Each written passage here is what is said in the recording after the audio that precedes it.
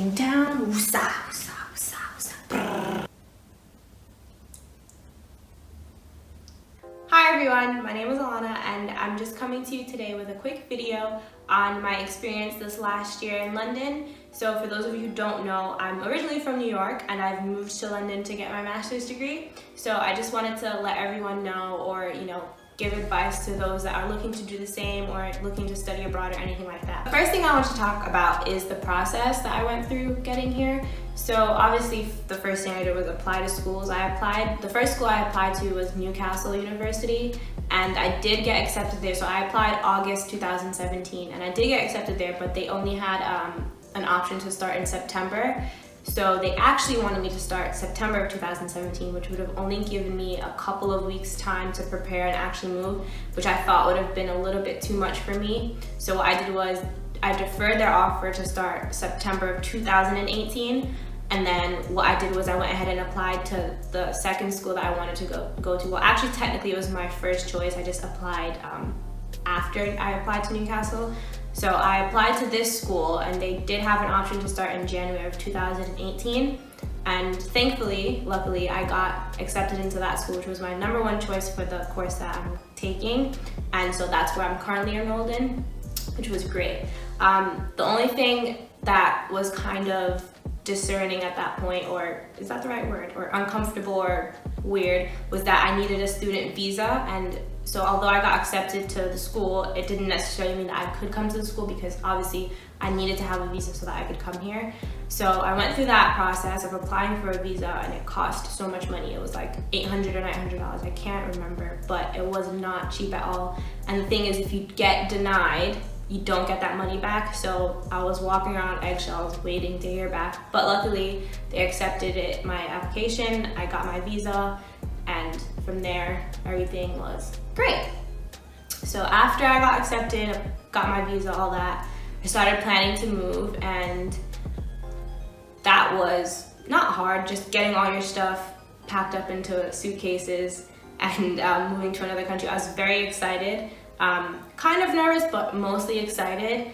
I think I brought about 3 big suitcases and like 2 carry-on suitcases, and then like a backpack, and then like one of those arm bags. And luckily I had my friend Mel help me move in. So for her it was vacation, for me it was moving, but she did come to London with me for I think about a week. I think it was a week or a week and a half. So that was great having someone come with me. I think if I had come straight by myself, it would have been a little bit more difficult.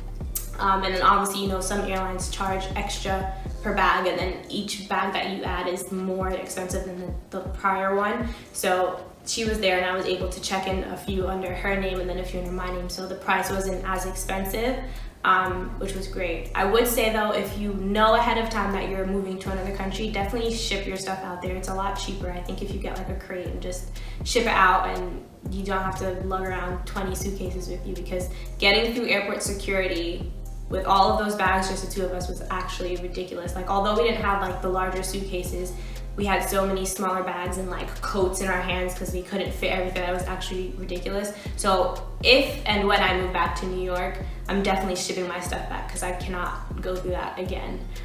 So that was just getting here. Once we touched down, the flight was great. Once we touched down, we got our stuff, we went through security, all that stuff was fine. They checked my VRP card, which is really cool. It's a resident card, which is, I've never had one before, obviously, because I've never migrated or been studying abroad.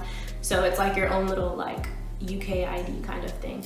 So they check that, and then they do your thumbprint, and then you're free to go. So we took a taxi to the first place. So expensive, the cab. I really wish we did Uber. So once we got to my apartment, I did the check-in. I was doing student accommodation when I first lived here. So it's similar to dorming, but it's not on an actual campus. So people from different schools can live in the same building, which was, I thought would have been like really cool. It's just nice having someone there to help me do all of that stuff, just because it's not just moving, but also moving to another country, just navigating in a new space. Well, it would have been, I think, a little bit more difficult had I been by myself. Mel left and I was really sad, but then school started right after, so it was fine.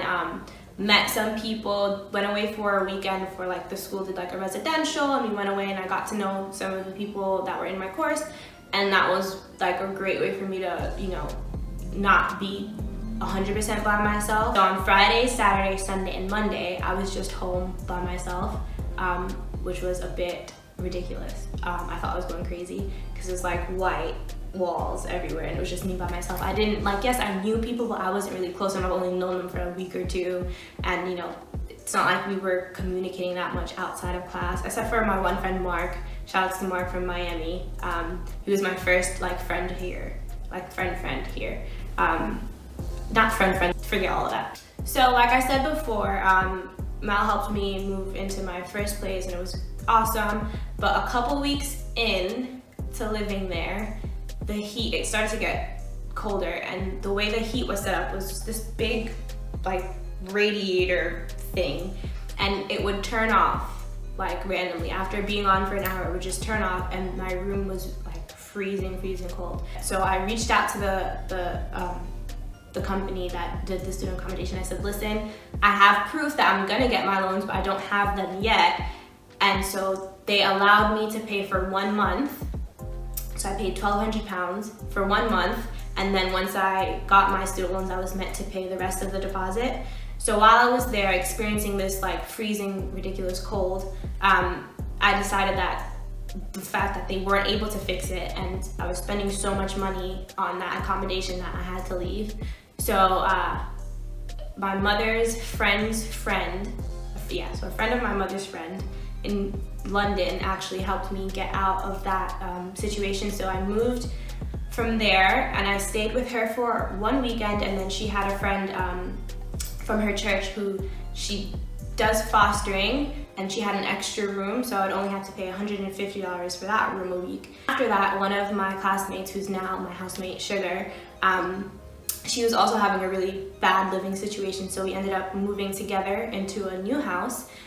So the way it was a house and it had 3 rooms, and like each of us had our own room, obviously. End of August, we moved out, and then we now moved into this flat, which is amazing, and it's just the 2 of us. It's beautiful. We have concierge, all of that, so it's great. So this is the 5th place that I've lived since coming here. My advice on that is it is difficult to house hunt or to find somewhere appropriate to live in another country when you're not there, when you don't have someone looking for you. So for me, because everything was so short notice, like I got accepted to school August and I was moving in January, for me to find a house or a home was difficult for me, and I was afraid of, obviously I don't know what areas are safe and like all that stuff. So doing a student accommodation was, for me at that moment, the smartest thing to do, even though it was more expensive. Luckily I was able to get out of that, because student accommodation, £300 a week, it's very expensive. So luckily I was able to get out of that. And also, obviously you could do student accommodation on your campus, but I just didn't want to live on campus doing my master's. That's not something I wanted to do. So I opted out for that, and I did the off-campus student accommodation that's separate from the university. And then ended up now here in this lovely flat, or apartment rather, which is great. The next thing I want to talk to you guys about is the school itself. Well, not the actual school, but just how it goes here. It's a little bit different from what I'm used to. So the grading system is the first thing that's really, really different here. Here, a 50 is passing, and a 70 is like really good. And then like apparently getting anything higher than a 70 is really good, but like 100s and 80s don't, like you never really get an 80, it's like impossible. Oh, the one thing I really don't like or didn't like about my master's course, I don't know if that's across all master's degrees or all master's courses rather, or if it's just specific to here, but my biggest issue was not really knowing how I was doing. There's no quizzes, there's nothing like that. It's just showing up to class, and then you would have 1 or 2 like big assignments for the whole entire semester, and that is what your entire grade is based on. Like school spirit, so when you go to college in America, you're used to like having, you know, this amazing like spirit of like, oh, I go to this school, and you have like 1 billion hoodies and 3 hats and like all this like gear from your university, and your first week of school they give you like free t-shirts and just all that stuff. What's really crazy to me is, and I don't know if it's because the sports aren't as big at my school as like maybe other schools in London or the UK, I'm not sure if that's what it is, but at my school, the school store is literally smaller than like this area that I'm in right now. It's so small, and they've got like maybe 3 or 4 different like versions of like a hoodie and like a couple t-shirts, and it's not anything like great. And so that was very like shocking to me that school spirit is just not, it's not like big at my school. My school also has a bar on campus. I thought that was crazy. So after a class, you can literally walk to the student union, go to the bar and order a beer or order a shot, whatever the case may be. Like, another really interesting thing about my course is that majority of the people in my course are international students. I think only 3 or 4, I think only like 4 out of the people that are like I hang out with from school are actually British, and that's out of a class of like 50 or more. Majority of the people are from other countries, and I thought that was very interesting. This past year has been really interesting for me. I've learned a lot about myself. I've learned a lot about how people are and how people can be different when they come from other countries. I mean, we all know that like people come from somewhere else, they might be different, but actually getting to experience so many different cultures and so many different personalities, it's been like a great learning experience for me.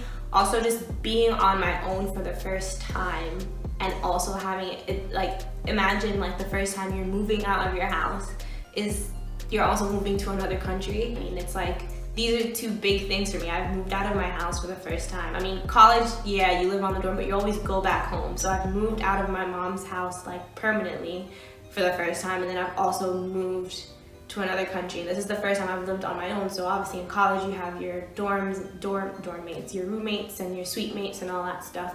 For the first time, my first place, I was by myself. So that was quite interesting. And yeah, just simple stuff like having to pay rent. Like, I never had to do that before.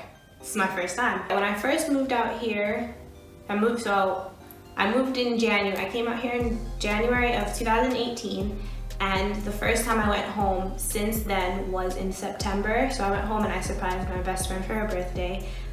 So it'd been, what, 6-7 months since I'd been home. And so going home for the first time was also very interesting, because I was very excited to go home, but it's like I only was there for 2 weeks, and it's like you have 2 weeks to see all of these people that you haven't seen for 6 months, and you're thinking it's gonna be fine, but then it becomes so overwhelming because it's like you have to schedule, and then obviously everyone has a life, everyone's at work during the day, so I'm on vacation but everyone else is at work, so I really could only see people like during the evenings.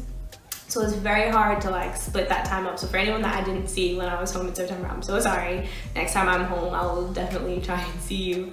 But that was interesting too. When I went home, my mom actually had rented out my room to an exchange student. So when I went home, I had no room. So it was just it really felt like I had moved out of my house, because I didn't have like my old room to go back to and like chill and like, you know, look at all my old stuff, all that stuff. There was just me. All my stuff was like in this one little closet in the hallway. All the rest of my stuff, I should say. So that was also interesting. And then I was basically staying in my mom's room, which got old very quickly. It's funny, like you miss someone so much and then you spend some time with them and then you're like, oh, I'm ready to go back home. So I had that feeling of, when I was in New York, I had that feeling of, oh, like I'm ready to go home now. And when I was saying I'm ready to go home, I was thinking of London.